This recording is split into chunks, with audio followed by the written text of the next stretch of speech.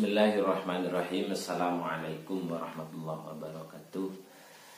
Alhamdulillah, segala puji bagi Allah patut kita haturkan karena atas berkat rahmat dan pertolongannya pada pagi hari ini kita bisa memulai kembali kajian kita, yaitu kitab Nashaihul Ibad, di mana sebelumnya kita sudah sempat tertunda cukup lama dan kita bisa memulai kembali kebetulan di bulan Ramadan. Semoga bisa menjadikan kita lebih istiqomah.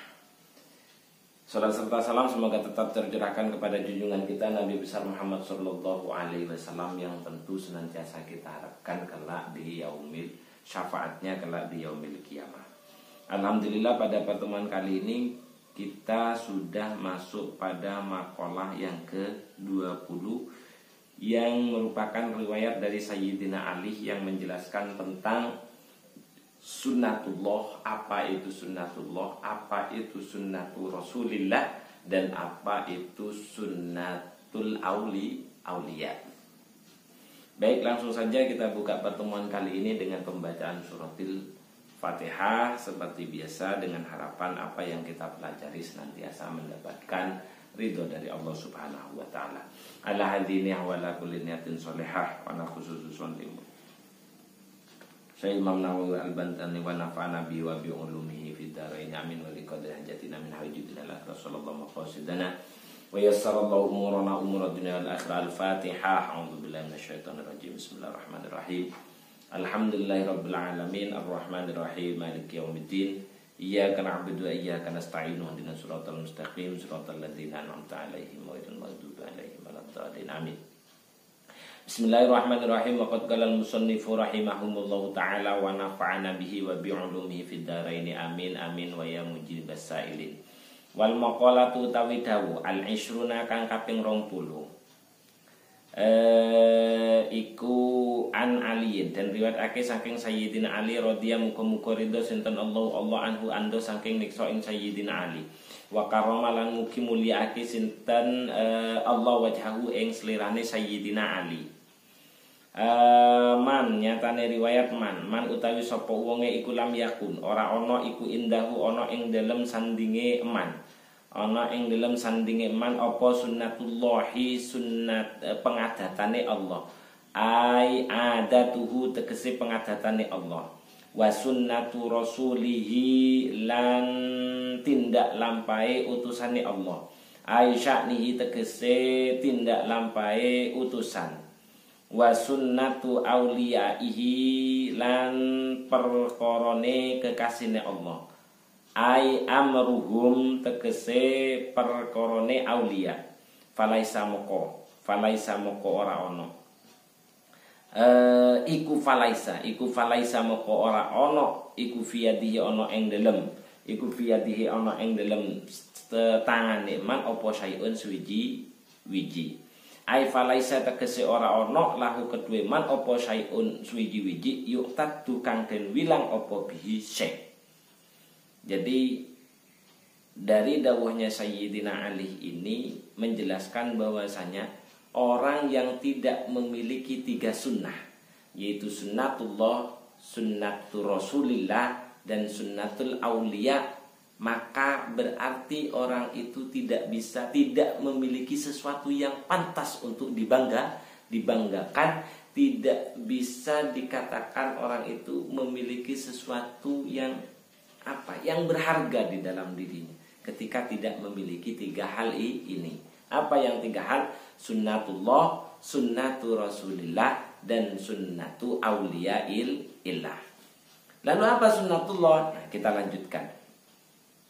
Qila dan kendikaake lahu maring Sayyidina Ali, aili aliyan tegese maring Sayyidina Ali. Ma iku apa sunnatullahi utawi sunnatullah? Kala njawab sinten Sayyidina Ali, ai aliyun tegese Sayyidina Ali, kitmanus sirri utawi sunnatullah iku nyimpen rahasia. Wa huwa utawi kitman itu ma perkara akhfahu kang nyamarake ing ma sapa annasunnas Anil hadisi saking ngomongi inda syaksi ana ing dalem sandinge manungsa kang liya. Fakit manusiri moko utawi nyimpen rahasia iku wajibun hukume wajib. Apa yang dinamakan dengan sunnatullah yaitu menyimpan rahasia. Jadi menyimpan rahasia. Apa menyimpan rahasia? Sesuatu yang memang tidak ingin ditunjukkan kepada orang lain. Maka jangan sekali-kali kita membuka rahasia orang lain.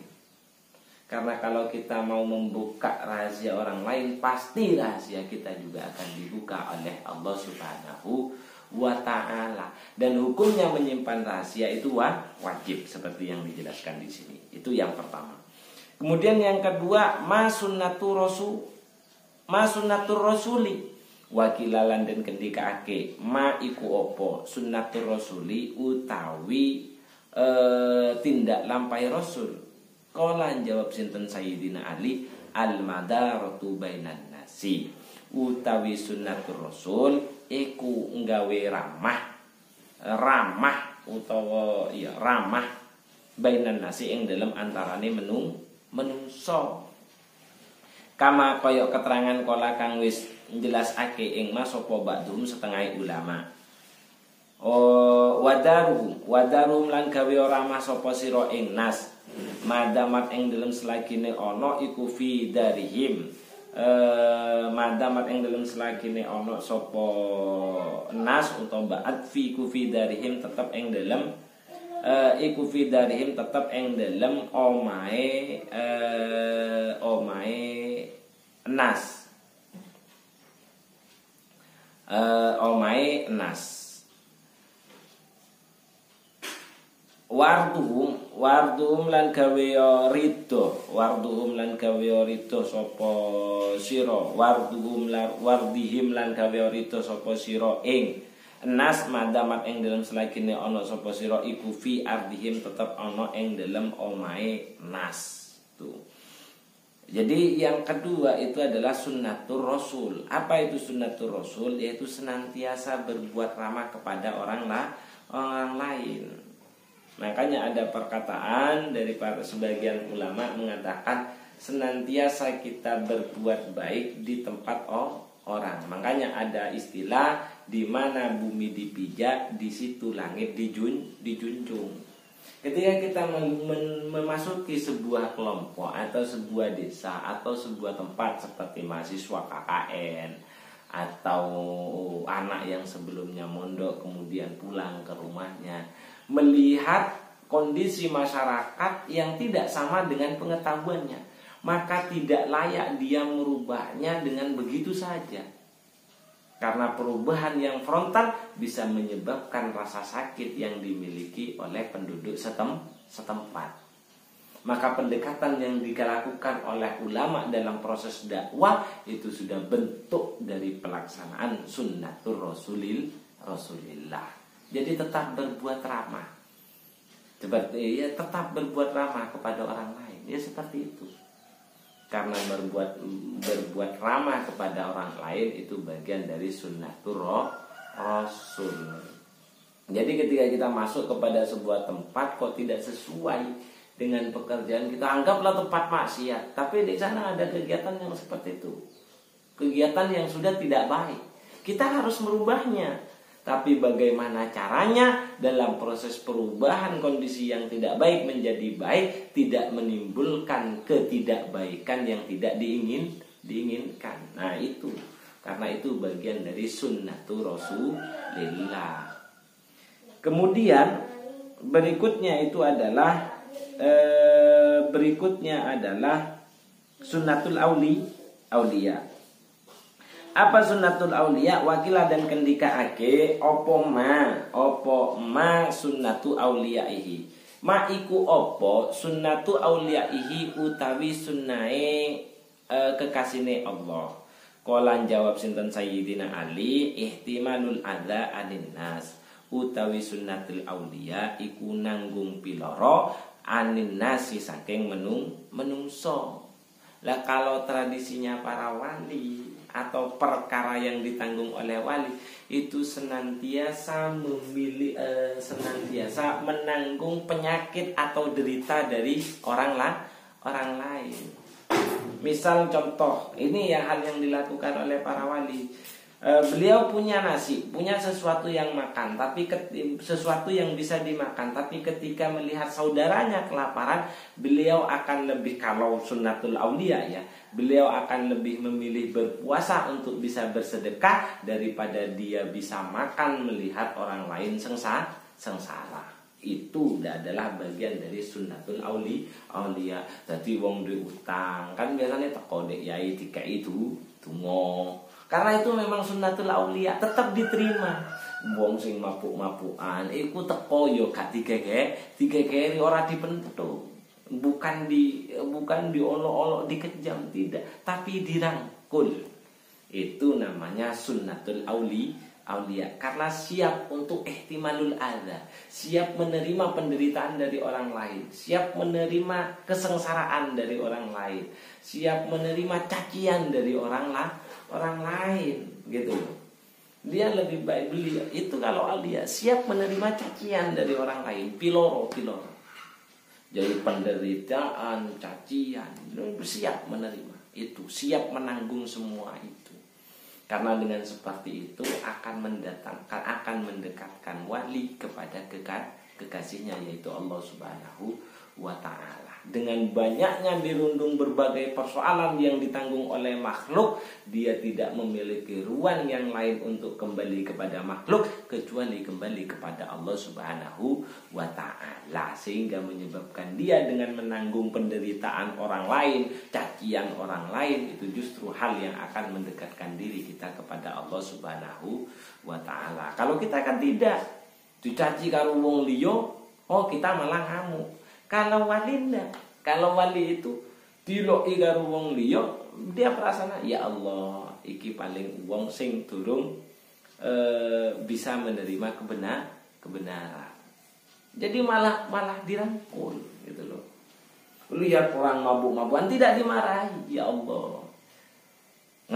Waktu ngajar, misal ngajar, anak santrene goblok, enggak memarahi muridnya. Dia akan mengelus dirinya, ya Allah, apa aku sing akeh dosane sehingga kalimat yang aku sampaikan tidak mudah ia serap. Itu ihtimalul adza anin nas. Sanggup menanggung penyakit atau penyakit penderitaan yang datangnya dari orang lain. Oleh karena itu ada cerita di sini dilengkapi oleh Imam Nawawi dengan beberapa cerita, yaitu ada sebuah tradisi yang banyak dilakukan oleh orang-orang sebelum kita. Wa kanu lan ono sapa nas ikuman nyatane wong qoblana kang ono ing dalem sadurunge kita minal umami bayane saking pira-pira umat. Iku yatawa sauna padha ganting wasiat. Ayu si tegese wasiat sapa ba'dhum setengah enas ba'don ing setengah kang meneh bisalah fi khisalin kelawan telu pira-pira perkara. Wa yatakatabuna padha ganting tinulis, artinya saling berkirim surat biha kelawan salah fi khisal. Ai yursilu tegese arsala yursilu. Yarsilu tegese ngirim. Yarsilu tegese ngirim sapa ba'dhum setengah enas alkitabata ing tulisan bidil kathalati kelawan mengkono perkara telu ila ba'din maring setengah nas kang weneh. Faman maka utawi lafat man di kalimat wakanu man qoblana, faman maka utawi man iku badalun dadi badal min ismi kana langking isime kana. Jadi ada sebuah tradisi yang menarik yang mencerminkan orang-orang sebelum kita itu sudah melakukan yang namanya sunnatul auliya, sunnatullah, sunnatul rasulillah, dan sunnatu auliya illah. Jadi di antara orang dengan orang lain itu saling berkirim, saling mengingatkan, saling berkirim surat, saling mengingatkan antara senang dengan yang lain, baik itu secara omongan ataupun secara tulisan. Artinya orang tua kepada anaknya yang ada di pondok, anak yang di pondok kepada orang tuanya, terus kemudian kita yang ada di sini berkirim surat kepada saudara kita yang ada di sana, itu menggunakan 3 perkara. Apa 3 perkara yang sering disaling ingatkan antara mereka? Yang pertama itu adalah kalimat man utawi sapa wong iku amila agawe sapa man sayan ing suwiji-wiji kang kedhik minal amali bayane saking pira-pira amal li akhirati kanggo akhirati man kafahu moko nyukupi ing man sinten Allah nyukupi amrodinihi ing perkara agamane man wa dunyahu lan perkara dunyane man. Ai fahuwa tegese moko utawi man iku fi hifdzillahi tetep ing dalem penjagane Gusti Allah taala hale maha luhur sapa Allah fi jami ahwalihi ing dalem sakabehane tingkae man.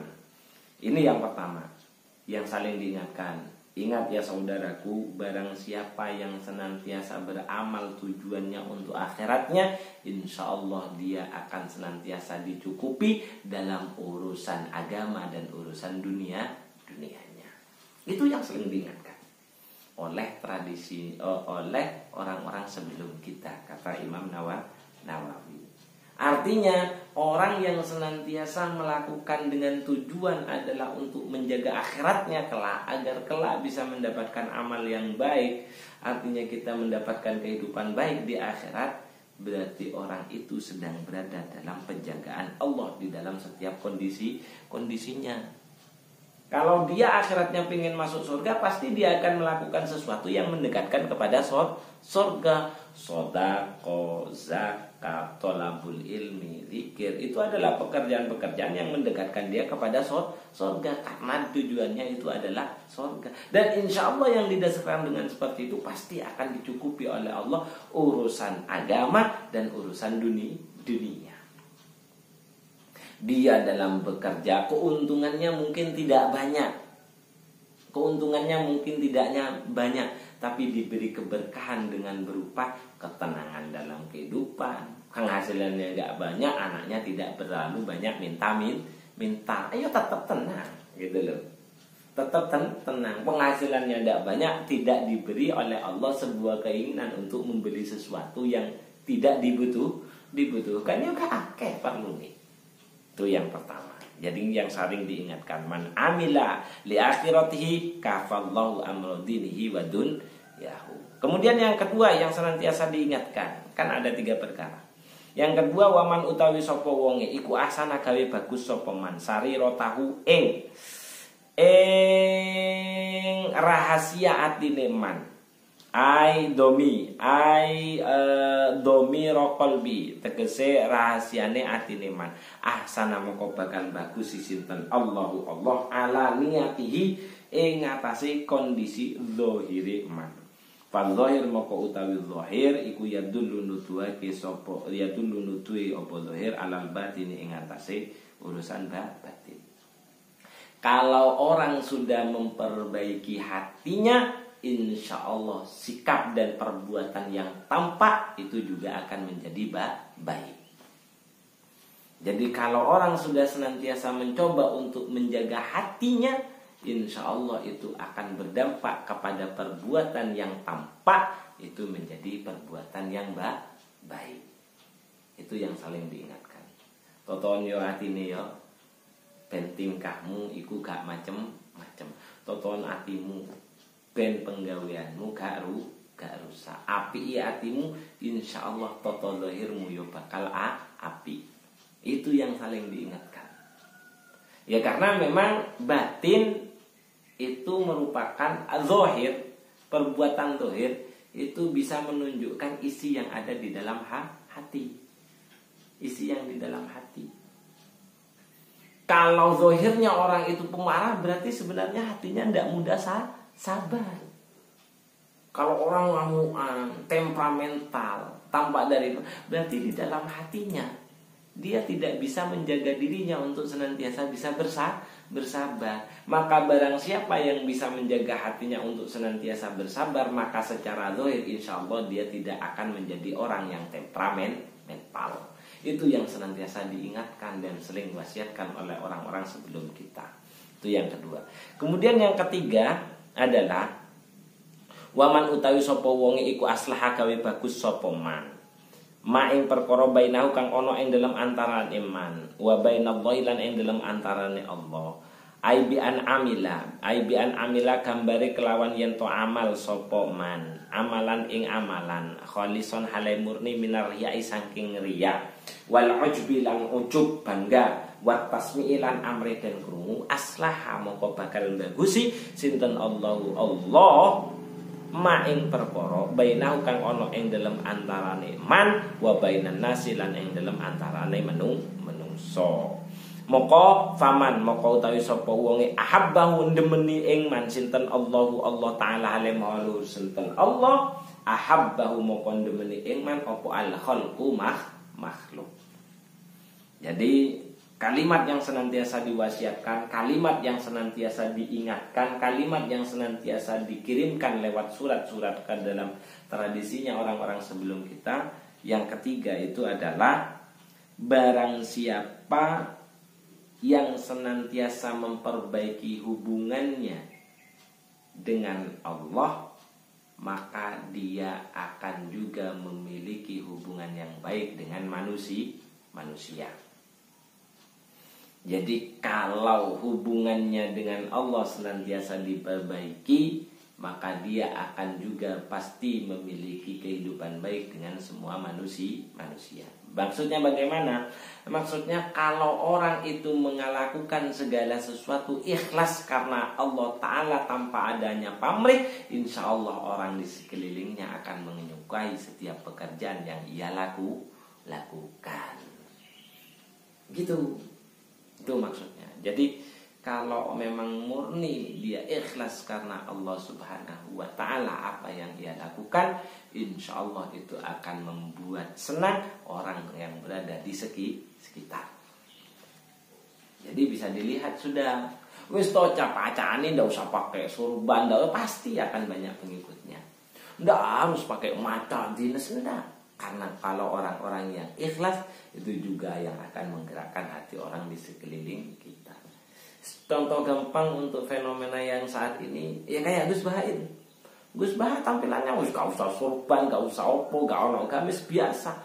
Wis kadang supluk miring-miring tapi viral di mana-mana. Begitu kita cek Gus yang keluar mesti di internet itu mesti Gus Bah. Nah, seperti itulah orang kalau memperbaiki kehidupannya dengan Allah Subhanahu wa Ta'ala, artinya setiap amal yang dia lakukan ikhlas karena Allah Ta'ala, insya Allah dia akan dicintai oleh makhluknya Allah Subhanahu wa Ta'ala. Yang artinya ketika orang memperbaiki kehidupannya dengan Allah Subhanahu wa Ta'ala, artinya setiap amalnya itu ikhlas karena Allah Ta'ala, pasti kehidupannya dengan makhluk atau lingkungan sekitarnya pasti akan. Karena setiap orang yang dicintai oleh Allah, maka oleh Allah semua orang akan dibuat mencintai dirinya. Itu saja yang bisa saya sampaikan ke dalam kesempatan kali ini. Semoga dari apa yang kita pelajari pada pertemuan kali ini sanggup kita amalkan, atau paling tidak sanggup kita upayakan, bisa kita praktekkan dalam kehidupan sehari-hari. Apa itu? Sunnatullah, menyimpan rahasia. Sunnatu Rasulillah, senantiasa berbuat ramah kepada orang lain. Dan sunnatu auliyaihi, sanggup menahan berbagai macam penyakit, cacian, derita daripada orang lain. Yang semoga dari ketiga hal itu, ketika kita sanggup untuk menjaganya dan berupaya untuk mempraktekkan dalam kehidupan sehari-hari, insya Allah kita akan dijadikan oleh Allah sebagai orang yang senantiasa berharga. Ada sesuatu yang akan bisa kita harapkan. Baik, kita tutup pertemuan kali ini dengan pembacaan surat Al-Fatihah wal asri, kemudian doa dan doa kafaratul majlis. Ala hadzini wa ala kulli niyatin sallallahu alaihi wasallam mu'allif hadzal kitab kaliqad ajatina min hawajidina la rasulullah maqasidana sallallahu murana maratina la. Al-Fatihah. A'udzubillahi minasyaitonir rajim. Bismillahirrahmanirrahim. Alhamdulillahirabbil alamin. Ar-Rahmanir-Rahim. Maliki yaumiddin. Iyyaka na'budu wa iyyaka nasta'in. Ihdinas siratal mustaqim, siratal ladzina an'amta 'alaihim ghairil maghdubi 'alaihim waladdallin. Amin. Bismillahirrahmanirrahim. Wal asri innal insana lafi khusrin illa alladzina amanu wa amilus solihati wa tawassaw bil haqqi wa tawassaw bis sabr. Bismillahirrahmanirrahim. Allahumma inni istauda'tuka ma qara'tuhu fardudhu ilayya inda hajati ilaihi. Subhanakallahumma wa bihamdika asyhadu an la ilaha illa anta astaghfiruka wa atubu ilaik. Akhirul kalam, wabillahi taufiq wal hidayah. Assalamualaikum warahmatullahi wabarakatuh.